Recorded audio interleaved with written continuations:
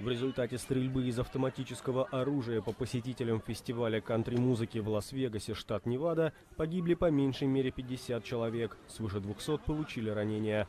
Такие данные в понедельник привела местная полиция. Число жертв может возрасти. Это самое крупное массовое убийство в истории США.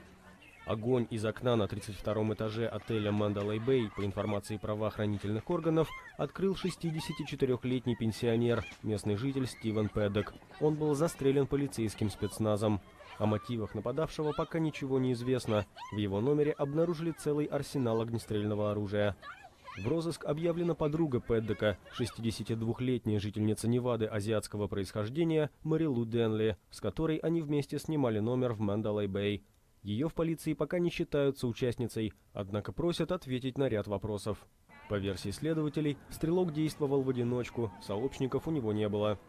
Инцидент произошел ближе к концу трехдневного кантри-мероприятия Route 91 Harvest Festival, проходившего на концертной площадке Las-Vegas Village под открытым небом.